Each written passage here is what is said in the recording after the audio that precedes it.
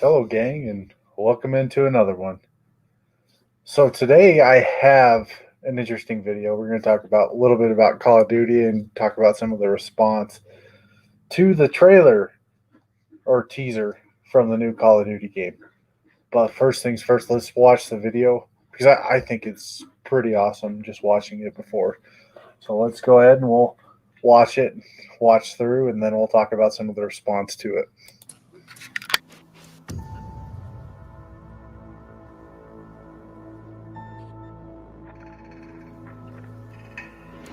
Understand what's So Yuri's in I believe it is Modern Warfare 3 is where Yuri comes in, but I don't know if he's going to be tied back into this or it's another Yuri. Could be a pretty common Russian name. But yeah, just seeing the Yuri name reminds me of Modern Warfare 3. going on around you. You are in a state of war, and you have precious little time to save yourself.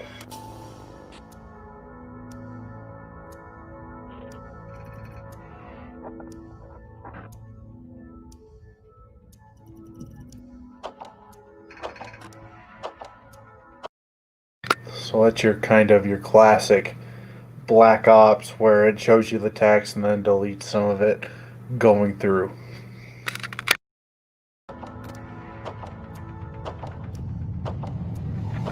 It's a slow process which we call active measures. The first stage being demoralization. It takes from 15 to 20 years to demoralize a nation. The next stage is destabilization. What matters is essentials: economy, foreign relations, defense systems. The next stage is crisis, with a violent change of power, structure, and economy, period of normalization. This is what will happen in the United States if you allow all these schmucks to put a big brother government in Washington, D.C., who will promise lots of things, never mind whether the promises are fulfilled or not.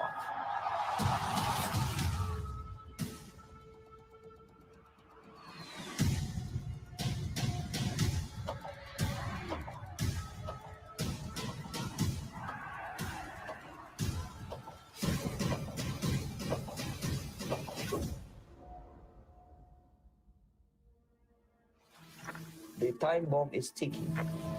With every second, the disaster is coming closer and closer. The danger is real.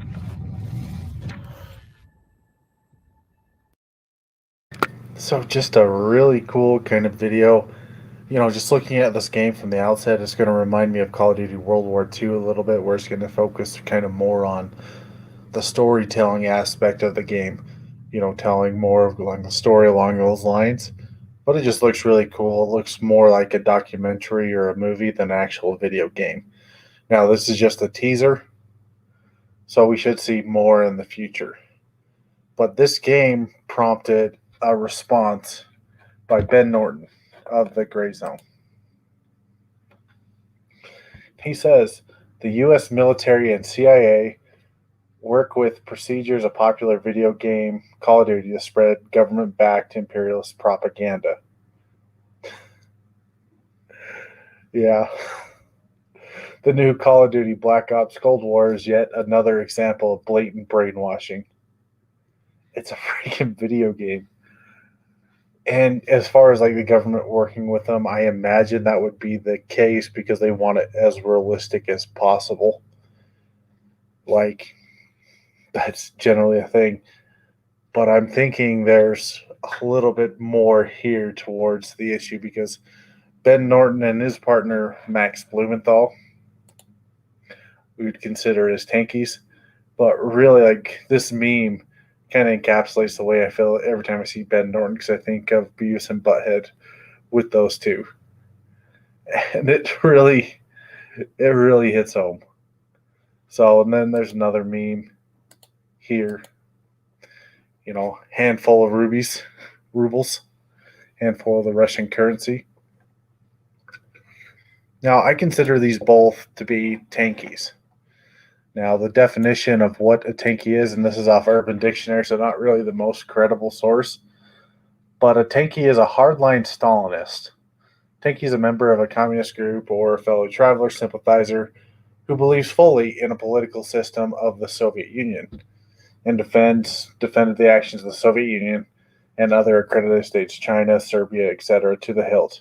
Even in cases where other communists criticize their policies or actions, for instance, such as a person favors overseas interventions by Soviet-style states, defends these regimes when they engage in human rights violations, and wishes to establish a similar system in countries such as Britain and America.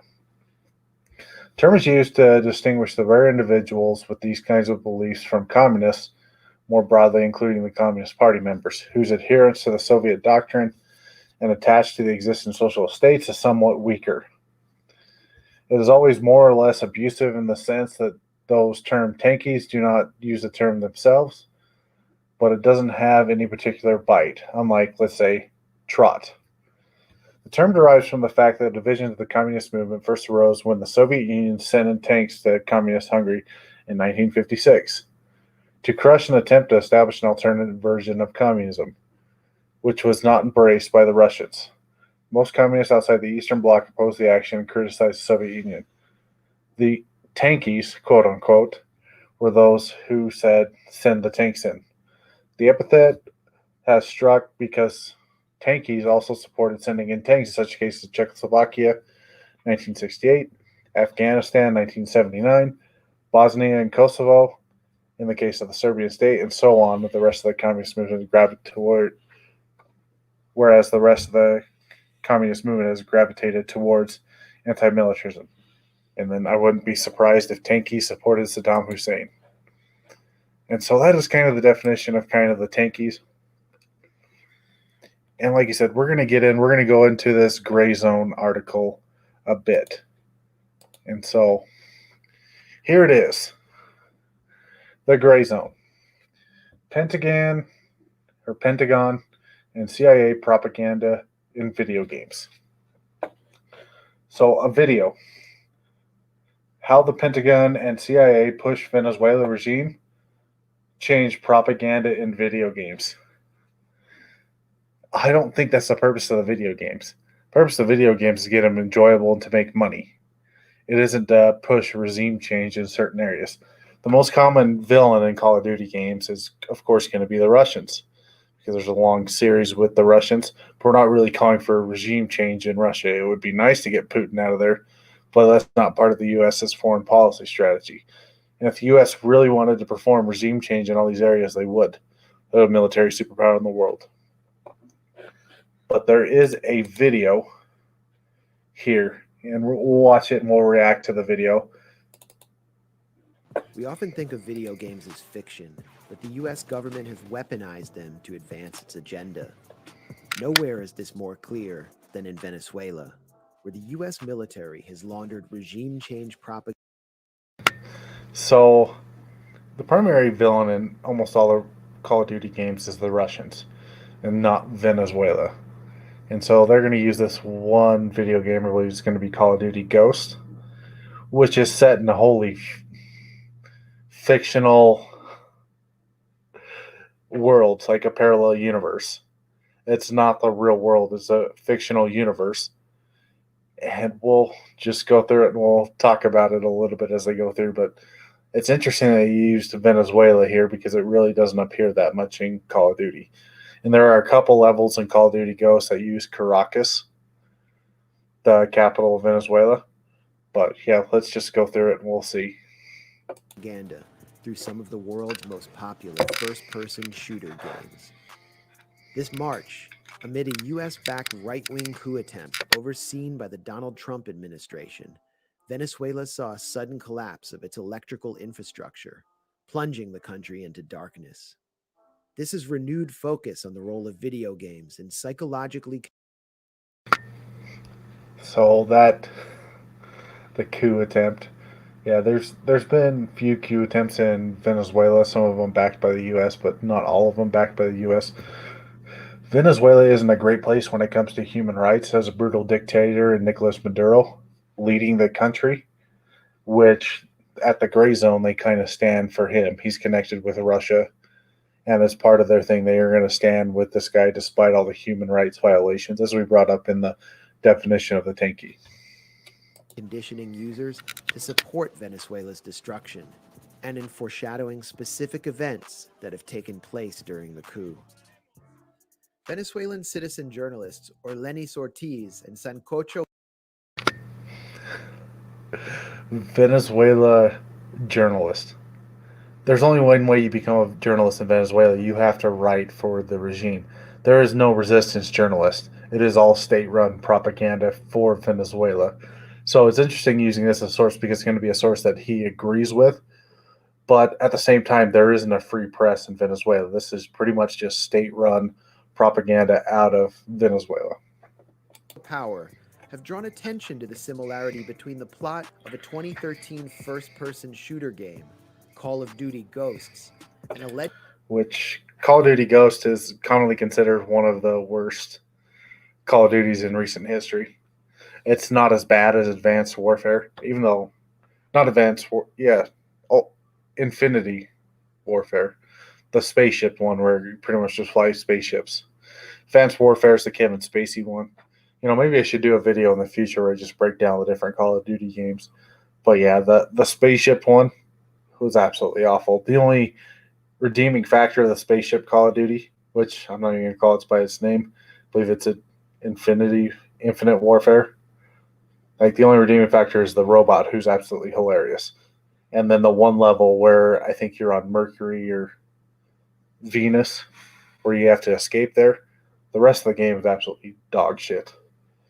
The only one worse than that is Black Ops 3, as far as the single-player campaign. But yeah. So we'll keep going there. Like, Call of Duty Ghost is probably just barely above those two.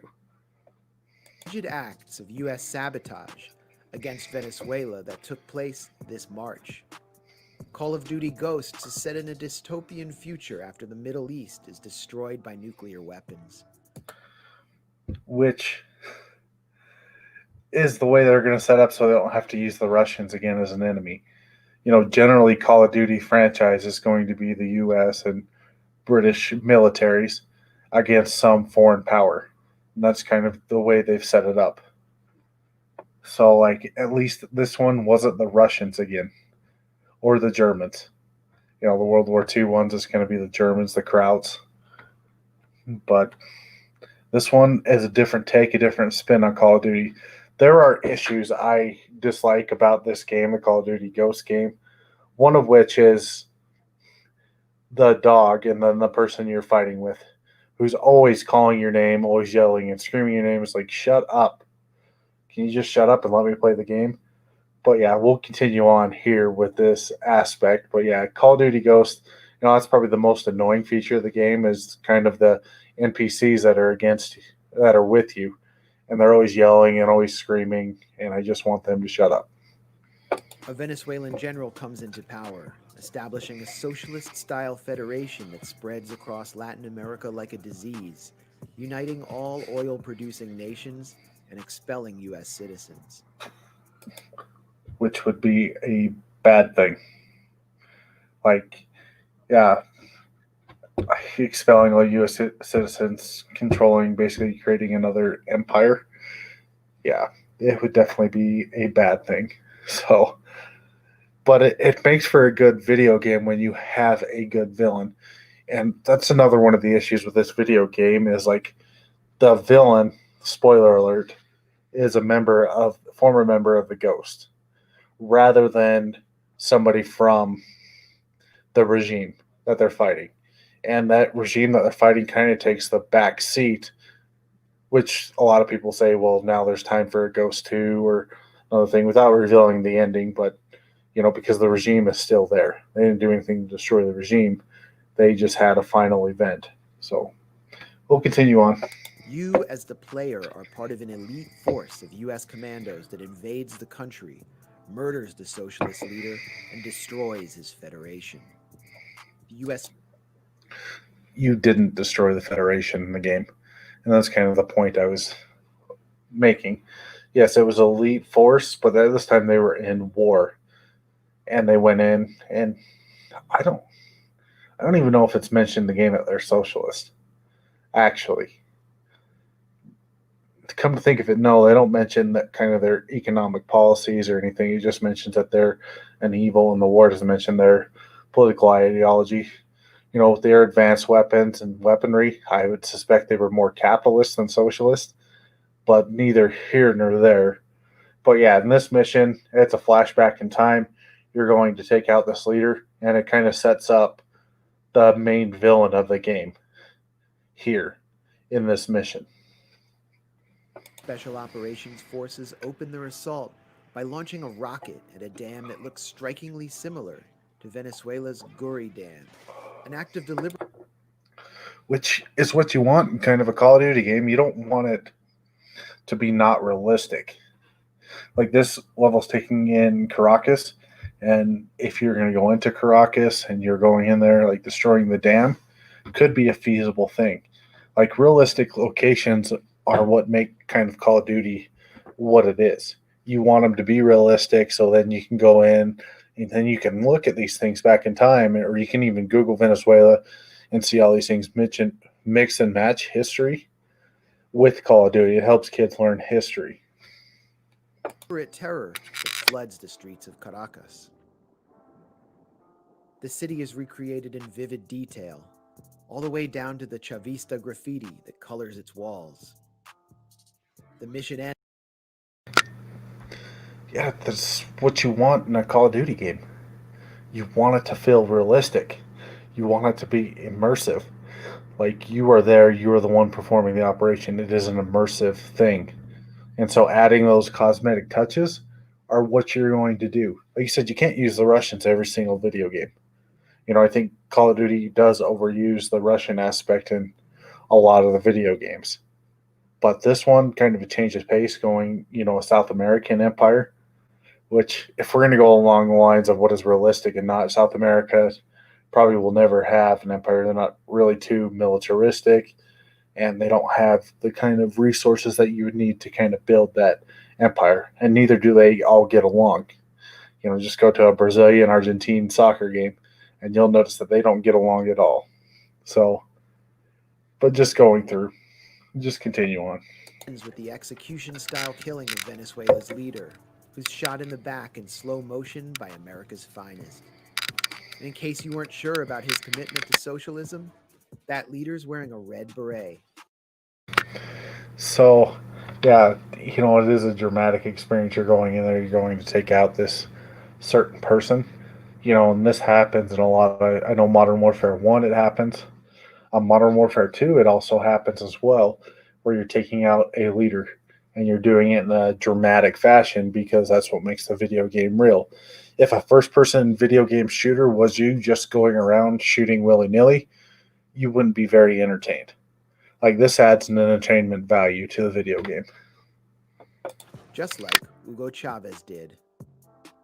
During a follow-up mission, the player returns to Caracas, breaks into a power plant, and inserts a computer virus into the electricity grid, plunging the city into darkness. Call of Duty Ghosts is not the only game. So that was it. He goes in the city, puts a computer virus at the time they're at war against this other country to go in and perform the special ops mission.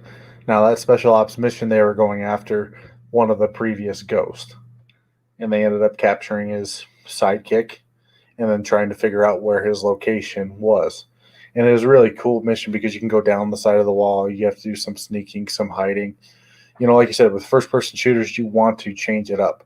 It can't just every level be go in there with a fully auto and just mow down people, because that gets old after a while. This one was a lot different. Now, I haven't played Mercenaries 2, and so this one's going to be a little bit new to me as far as the different aspects here in this video game. That gives players the opportunity to simulate the destabilization of Venezuela.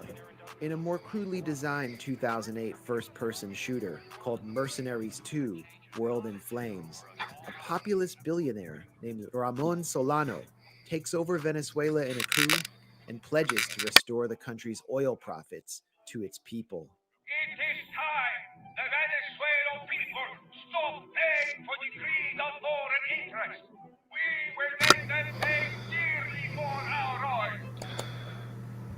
Those are awful graphics.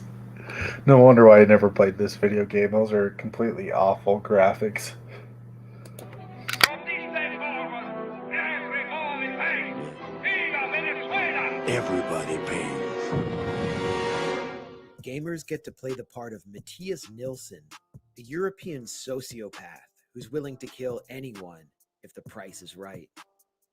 Under contract from a multinational oil company, Nilsson tears Venezuela apart and ultimately winds up blowing Solano's brains out inside his palace, a place that looks suspiciously like the Cuatro F.A. compound where Hugo Chavez worked when he was president. It's bad for business. So's this. Now I have to kill you. Like so many. So that game looks bad. It doesn't have any aspect that makes me want to play it. Really. Like, it just looks like a bad video game, and really it's the first time I've heard about it. And so you're doing a mercenary video game, and they have to. The ultimate goal is to sell video games, but they have to create a story, they have to create a timeline, and it does hit at home more if they are more realistic. All right, so this is Black Ops 2, the picture here, and probably the best Call of Duty that's ever been made has been Black Ops 2. And so we'll continue on and see what he says here in the video. But yeah, just seeing that video, thinking of Call of Duty's Black Ops 2, which is the best Call of Duty video game, which the Call of Duty Black Ops 2 video game also wasn't a Russian one. So, they don't happen very often. But yeah, this one right here, it is not the Russian. It is Nicaraguan is the villain who creates kind of a terrorist network. And so we'll continue on with the video, but yeah, just seeing that the Black Ops 2 nostalgia comes into play. First-person shooter games, Call of Duty and Mercenaries 2 were developed with substantial input from America's military intelligence apparatus. Well, yeah, I mean, because a lot of the missions, they are kind of more American-made, and you want them to be realistic. You don't want people to say, well, that's actually not realistic or that's so far off base. You want it as close as you can while still making the video game fun as far as the quality of the game, as far as the realistic, the immersiveness of the game. Back in 2003, at the dawn of the so-called War on Terror, Pandemic Studios, the company behind Mercenaries 2, was subcontracted as part of a $45 million endeavor formed by the Army 5 years prior to connect academics with local entertainment and video game industries. A decade later, Call of Duty designer Dave Anthony was enlisted by a former Pentagon official named Stephen Grundman to advise the Art of Future War project, an initiative of NATO's unofficial think tank in Washington, the Atlantic Council. The project also sought advice from So kind of guilt by association there. Like no direct link, but you are associated to this other one, so therefore you are guilty of doing this and you have affiliations here.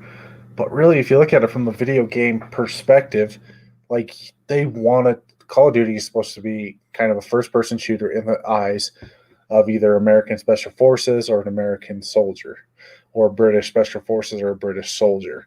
Like that's the viewpoint it is coming from. One of the reasons why it's been so successful as a video game, because it's been able to encapsulate that. Now, some of their ventures into futuristic stuff hasn't worked out, but that is kind of the view of Call of Duty, what they're going through. It's through the eyes of an American soldier. And where would you get that information from? Well, American soldiers. I wouldn't call it as much as propaganda as trying to create entertainment, trying to create a video game that sells, a quality video game that sells. Oliver North, the right-wing military fanatic, who was convicted of a felony for his role in destabilizing Central America during the 1980s. I'm Lieutenant Oliver North, your instructor. In fact, North was credited as a military consultant for the 2012 Call of Duty Black Ops, and made a cameo appearance in the game. Lieutenant Colonel North, NSC. Chillingly, one future war scenario envisioned. So I don't know about Nor's conviction. Now we'll pull it up here and we'll see if we can see here about his potential conviction. Lieutenant North.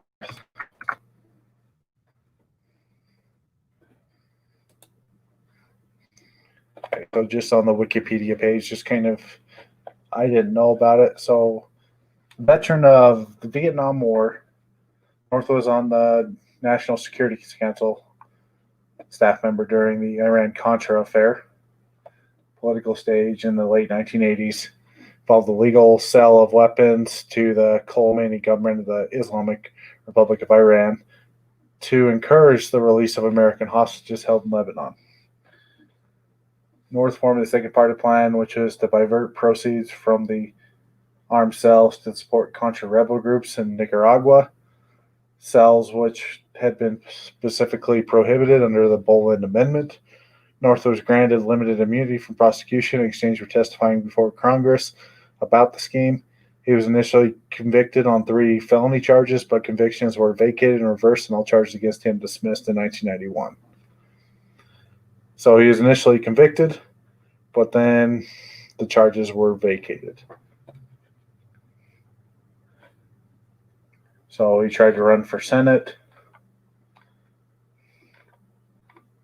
And so, see if there's any more information here. Planned the U.S. invasion of Grenada and the bombing of Libya in 1986. During his Iran-Contra trial, North spent the last 2 years back duty assigned to the headquarters of the Marine Corps in Arlington, Virginia. He submitted a request to retire from the Marine Corps effective May 1st, 1981. Following his indictment of conspiracy to defraud the United States by channeling profits U.S. arms sales to Contra rebels in Nicaragua. So he was initially convicted and they were reversed on appeal. So it's one of those things like, yeah, he appealed it and they threw it out. So he's initially convicted, but none of the charges stuck.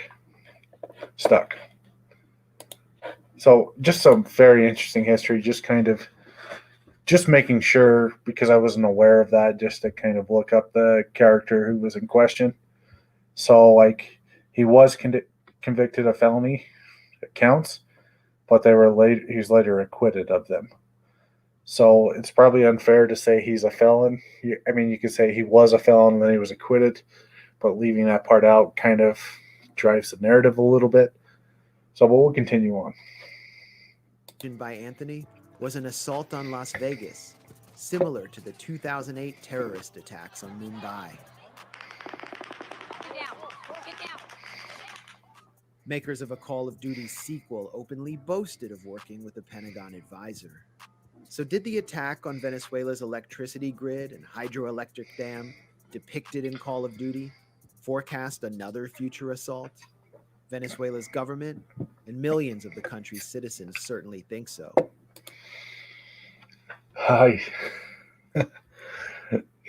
Of course the government does.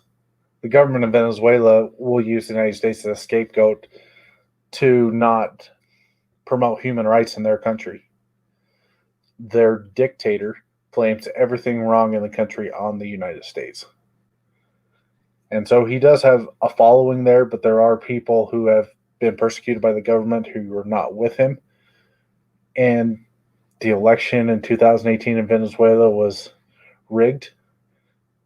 And so, like, it's really tough to tell how many people support Maduro and how many people don't. He is an illegitimate leader currently viewed by most of the world in Venezuela, and that's because of the rigging of the election. They got him reelected. Here's Senator Marco Rubio on March 7th, openly calling for widespread unrest across Venezuela, just hours before the hydroelectric dam at Guri collapsed. Is that not ultimately what needs to happen here? The combination of widespread unrest, loss of military and elite support, and continued international pressure. Over the next few weeks, Venezuela is going to enter a period of suffering no nation in our hemisphere has confronted in modern history. I mean, he's not wrong there. Well, I guess he is wrong because it is in our hemisphere. It's the southern hemisphere.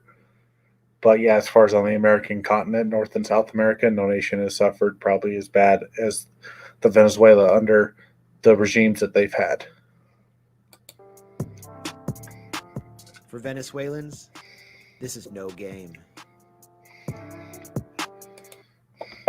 Yeah, and I imagine they want out of the Maduro leadership. And so we'll just go through this article. This video is not going to be too long. And just kind of go through the different things. So this is by Max Blumenthal and Ben Norton. And if you remember from the meme earlier, it's the Beavis and Butthead guys. And I almost hate to kind of showcase that and do that, but they kind of bring it on themselves. They're all a dictator has to say for them to like them is that he doesn't like America, and they will like him. Any other human rights abuses, those are swept under the rug because it's all America's fault. No ownage of that by the dictator who actually runs the country. It's all America's fault, 100%. Okay, and this has to do more with Venezuela. He's like, this is just what it said in the video. So we often think of video games as fiction, but the U.S. government has weaponized them to advance its agenda around the globe. I struggle to say that without laughing. These are private corporations looking for the U.S. to help to make their game more realistic, not to promote their agenda around the globe. There's no evidence, like even in the video, there's no evidence that's anything more than circumstantial at best with that. Like, oh, they chose Venezuela as the bad guy, therefore the United States wants to topple Venezuela. It's like, no, they tried to write a script for a video game that would be realistic in the American context, and the bad guy happened to be, actually the bad guy was actually American in the video game that they showcased, but, you know, you got to leave that part out. But the Federation, the group that propped up this American bad guy, was from South America. This March, amid a U.S.-backed right-wing coup attempt overseen by Donald Trump administration, Venezuela experienced a sudden collapse of its electrical infrastructure, plunging the country into darkness. Okay, power goes out, it's the U.S.'s fault. Never, heaven forbid, the government has a backup power option. Like, oh, there was a coup and the power went out, therefore it plunged the country into darkness. Okay. Let's see. We'll pull up these two articles here and just to see. We'll look up the coup, which happened March 14th. Venezuela coup eater oil plants revealed Guaidó hopes to privatize state-controlled industry, which would help the state remove that socialist aspect and bring people out of poverty. U.S. appointed coup leader, not just U.S., internationally recognized leader, Juan Guaidó. Not just the U.S., internationally. And his right-wing economic advisors drafted plans to privatize Venezuela's oil industry and put up the oil-rich country to foreign corporations. So the United States domestically produces 94% of its oil. This is going back in the old narrative from the Iraq War, where it was a war for oil. Like, they want Venezuela because it has oil. Well, the U.S. doesn't need it. So what's their excuse if they don't need the oil? Oh, it couldn't be the human rights abuses. Right? I mean, couldn't be the human rights abuses. Now, the United States, could probably do more on the front of human rights abuses, but Venezuela is a totalitarian regime. And if the U.S. doesn't need the oil, then why are they targeting specifically Venezuela? They rigged the election. Internationally recognized leader Juan Guaidó tries to take power of the country, plunge the country into democracy. But you can't have that. You would rather have a totalitarian dictator be the leader of Venezuela. The privatization scheme will be difficult to implement. However, given that Venezuelan government still remains in control of the elected leftist president, Nicolas Maduro, Maduro's still in control. because he has the military and stuff, but he's not the internationally recognized leader of the country because he rigged the election. So I don't know if you want to call that an election or a pseudo-election. Like, it wasn't a real election. And there are a ton of problems with the Venezuela election. If you go back, maybe I'll do a video on that in the future as well, the Venezuela election, all the issues there, and the obvious rigging of the election. So the Grayzone reported, so they quote themselves, our source is us. We are our source. No need to quote anybody else because we are the source. On the opposition's moves to privatize Venezuela's oil industry. Immediately after the coup began 2 months ago, at the time when the corporate media outlets were largely ignoring key detail instead of portraying the conflict as a humanitarian crisis. Let's see. Oil, human rights. You guys are more in favor of oil. The mainstream media is more in favor of human rights. I'll leave that there with that statement because I think it speaks volumes of what they're going at here. In March 12th, titled Venezuela, Guaido readies to open up the oil industry after years of nationalization. Reuters outlining plans of the opposition party to partially privatize Venezuela's state-owned oil company, PDVSA. Reuters emphatically noted the proposal could provide ammunition for Maduro's claims that Guaido is a puppet of foreign interest. Or a puppet of Venezuela people interest to get them out of poverty, out of food shortage. Venezuela has a bunch of oil, has a bunch of minerals, and has a bunch of potential to grow food. But they produce very little of that internationally or nationally. Which is really sad because for what they have in their country, they could be one of the best countries in South America, but they're not. And it's through this totalitarian regime that they're not. Under the proposal, which is expected to be released and discussed at Venezuela's National Assembly in the coming days, private firms could choose to run day-to-day operations of Venezuela oil fields, a sharp departure from the Chavez area, which corn companies could only hold minority stakes and were not granted operational control. Guaido's team is proposing a variety of exploration and production contracts to allow private companies for the first time in decades to operate oil fields intellectually or in a partnership with the PDVSA. Private companies could also apply to operate oil refineries and retail service stations under the draft proposal. Now, I don't see any of that as kind of a bad thing, because the only people who are going to benefit from that are the people in Venezuela through more private money coming in. If you try to nationalize, you try to close everything down, you turn into Turkmenistan or North Korea or Venezuela. But if you open everything up, you can become a better country. You can export more oil.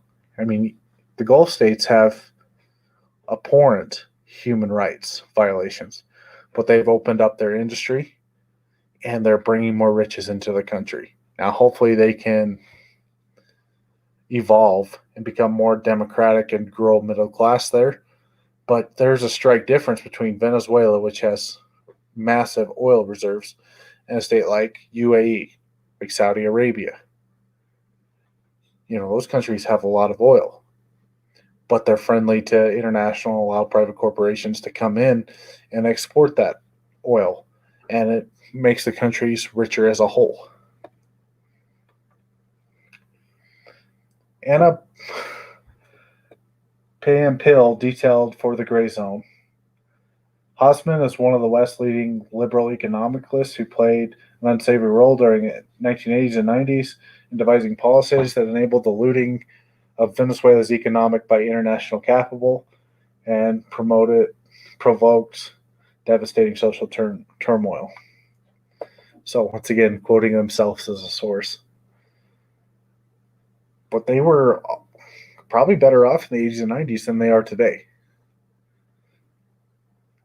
Like looting of their economy is non-existent today.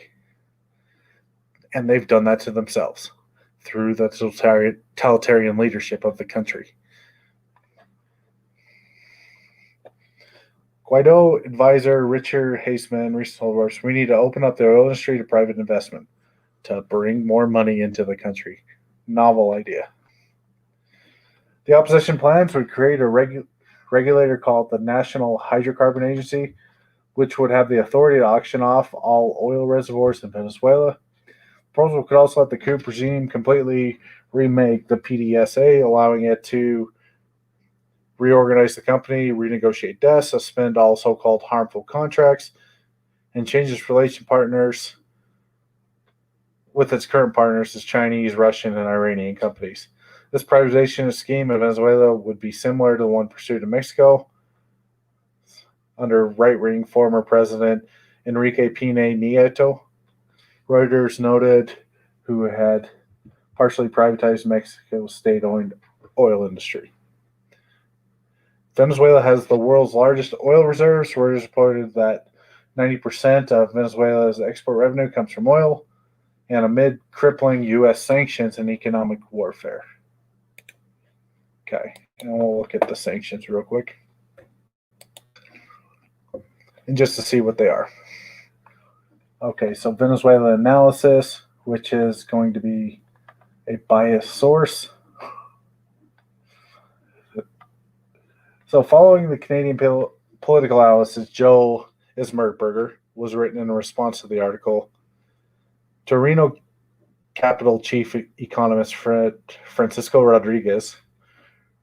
Rodriguez is a well-known outspoken critic of the Maduro government, but recently released an article recognizes that Washington's misguided sanctions are exaggerating falling oil production in Venezuela, such as pejoratively affecting the general living standards. The resulting loss, so these are just taken out of his report, these quotes are taken out. The resulting loss of access to credit appears to have helped precipitate the collapse of the oil output, driving the resulting economic contraction. So the purpose of the sanctions were to prevent human rights abuses in Venezuela, to hamper the government to get them to do what you would like to do. And the government, of course, refused and passed on that to the people. Now, if they would have accepted and stopped defying these human rights abuses for the sanctions, then they would be able to continue their oil output. Our point is that spilling over the political crisis in Venezuela, the reading of finance had consequences for the country's economy and standards of living of Venezuelans. And then he says, I argue the economy has imploded because it can't import. Okay, so you have to make a solution as a dealer. So, but yeah, you look at these sources, how the U.S. failed in its foreign policy towards Venezuela, Trump's Venezuela regime. Yeah, this is definitely a biased source in the way of Venezuela. The news agency added, however, the plan's impact will remain symbolic as long as Maduro remains in power, given the elected president still continues to control Venezuela's military and oil fields. So yeah, just kind of a little bit of apologia for Maduro there. Okay, Solidarity, Survival and Sabotage, Reconstructing the History of the Blackouts, Tormenting Venezuela.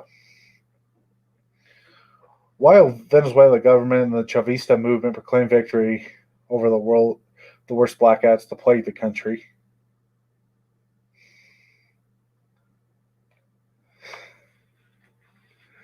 okay, so it was the Chavista movement, not the U.S. government. All right. So it wasn't the U.S., it was the Chavistas that did it. By your own source. Wow. That is rich. I just clicked on links and just clicked on following them. But yeah, their whole video based on this is disproven by one of their own articles who said the Chavistas were the ones who did it and admitted to doing it. Wow, you really can't make this up. So, and then this article just goes here. Between March 7th and 10th, 2019, Venezuela experienced the largest interruption of its electric system in the country's history. The government alleged that the blackout shortage directed against the central computer of the main hydroelectric power station at El Gure, the Bolivar state. If the electrical collapse was indeed a result of an outside attack, it represented the most severe escalations of hostilities since the beginning of the late regime change campaign. The blackout significantly disrupted Venezuelan society and showed that the war against the country targeted everyone regardless of political affiliations. What follows is a reconstruction of those moments of darkness, showing how the deluge of fake news and humanitarian propaganda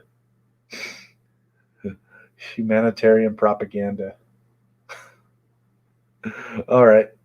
The interruption and recovery of the electoral services and the calls for violence or the organization of the people and their past families transformed daily into struggles of peace. As in the past, the Chavista movement successfully resisted Washington's attempts to foment a civil war.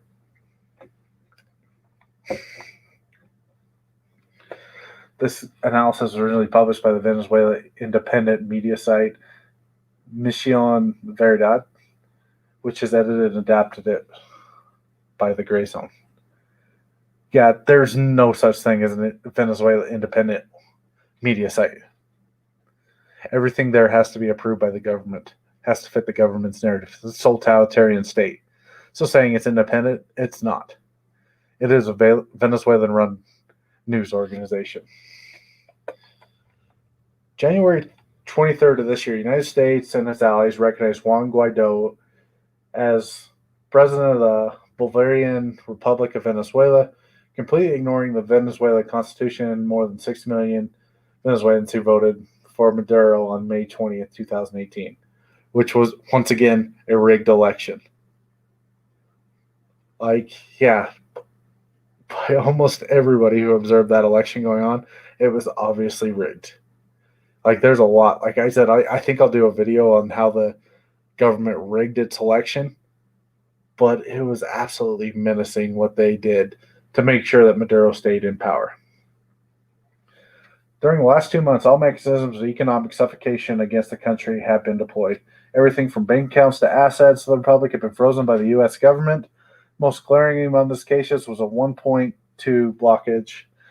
billion blockage in gold owned by Venezuela, located at the Bank of England, and confiscation of the Citgo, subsidiary of PDVSA on U.S. soil. The amount of Venezuelan assets that the United States has seized calculated about $30 billion. Washington has used the excuse of merely protecting those resources, just funneling them to the Fox government of Guaido. Okay.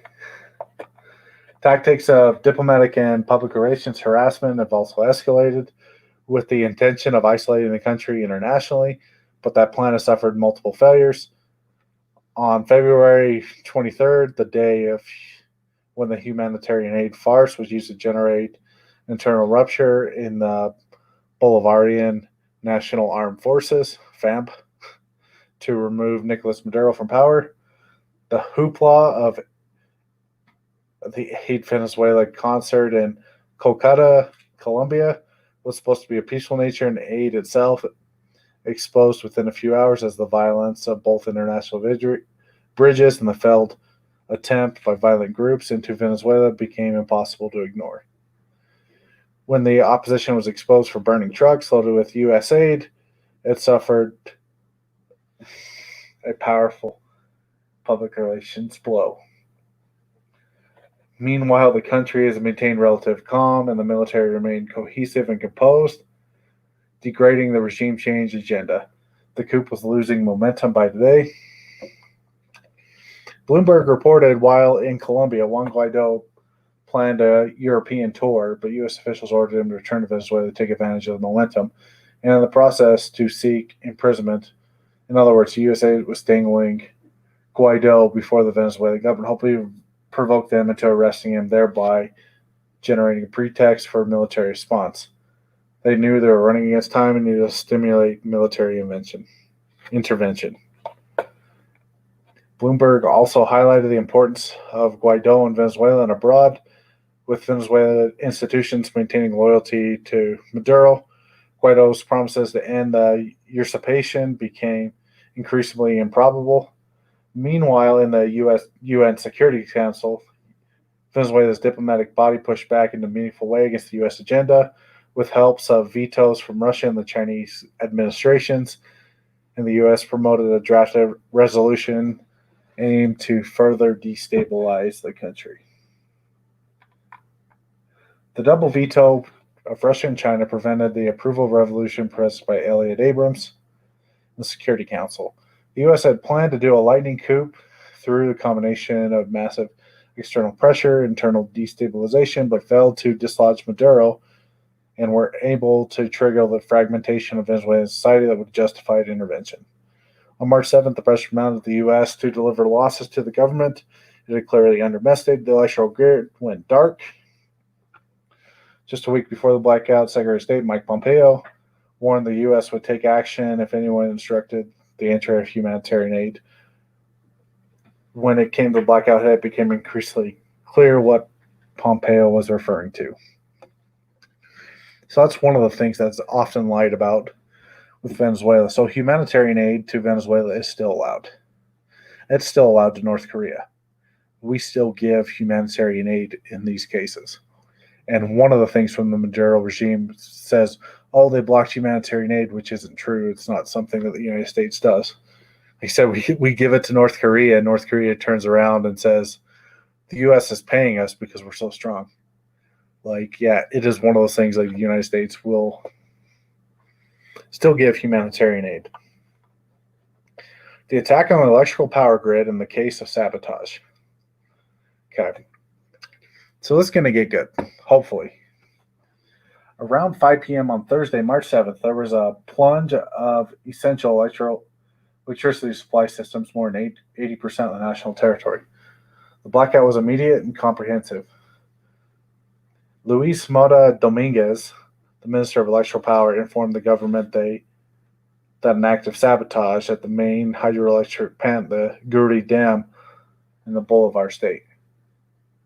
President Maduro, during his first appearance in the country, reported the attack on the national electric system occurred in 3 stages. So this is coming from the Venezuelan government itself. The first stage, according to Dominguez, was the hacking of the main computer and control systems. The systems have been electronically assaulted, leaving all computer screens black, said the president. Okay.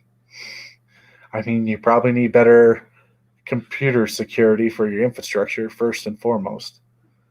And then Maduro said, of course, it was made from Houston and Chicago, reaffirming that the U.S. was responsible for the attack. So, yeah, that's one of the things. Maduro, the U.S. is the enemy. It's not him. It's not all the travesties, not all the atrocities that he commits. It's always the U.S. government. Second stage was the use of an EMP, electromagnetic pulse. Highly sophisticated devices of electronic warfare were aimed at the transmission systems and the control platform, disabling them, inducing a system overload and fail. Third stage was a direct physical attack. Intermediate platforms, electric distribution. There were attacks on 4 substations with little time in between each one of them. They were carried out simultaneously to stabilize. That's a typo. So they were carried out simultaneously to destabilize the country's electricity supply. Amid the attack, Forbes published a piece by artificial intelligence. What? They published a piece by artificial intelligence and big data expert. Okay, so I read that wrong. I thought, what? They published a piece by a robot? And big data specialist Kalev Litaru who see me downplaying the possibility of electoral sabotage. In the case of Venezuela, the idea of the government of the United States remotely interfering in the power grid is quite realistic. Remote cyber operations rarely require significant ground presence, making an ideal deniable influence operation. Given the U.S. government has a long-standing concern with Venezuela's government, it is likely the U.S. already maintains deep presence within the country's national infrastructure grid, making it relatively straightforward to interfere with grid operations. Once again, there's no connection.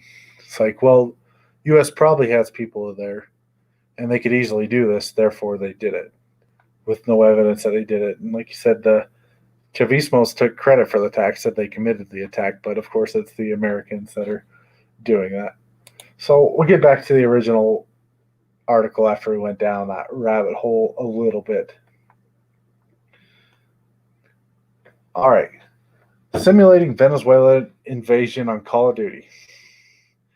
Venezuela's citizen journalists, Orleans Ortiz and Sanocho Power, drawn attention to the similarity of the plot. 2013, the first-person shooter video game, Call of Duty Ghost. Once again, like, there's no free journalists, no citizen journalists in Venezuela. It's all state-run propaganda. Call of Duty Ghost is set into a dystopian future in the middle after the Middle East is nuked. Yeah.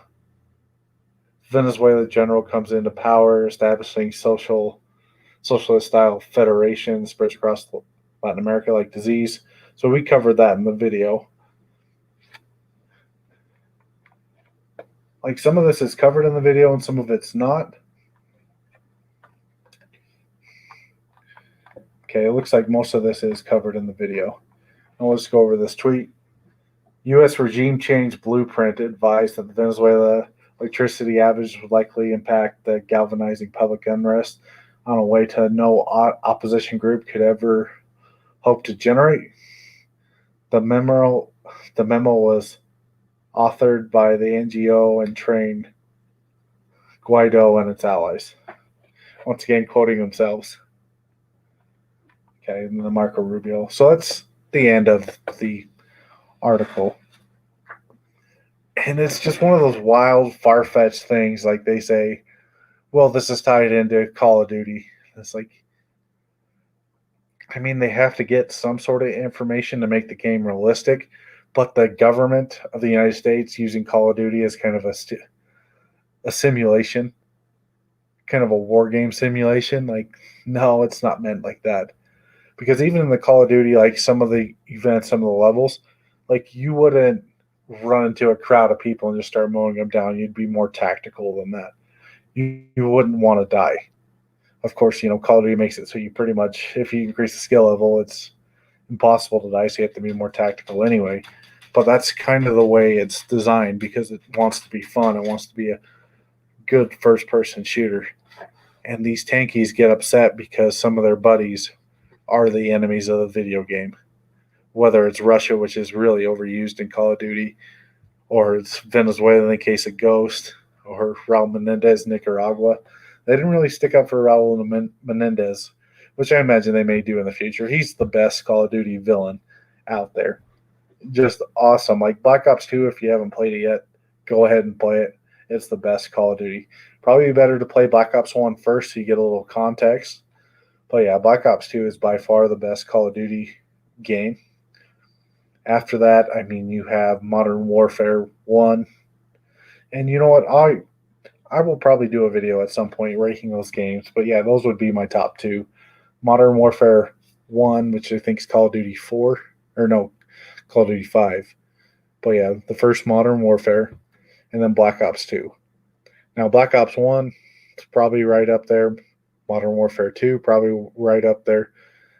I really like Advanced Warfare as well, the new Modern Warfare. Like, there's good video games to go out and play, but to take offense to, oh, it's the CIA propaganda for regime change, you know what, just get out of here.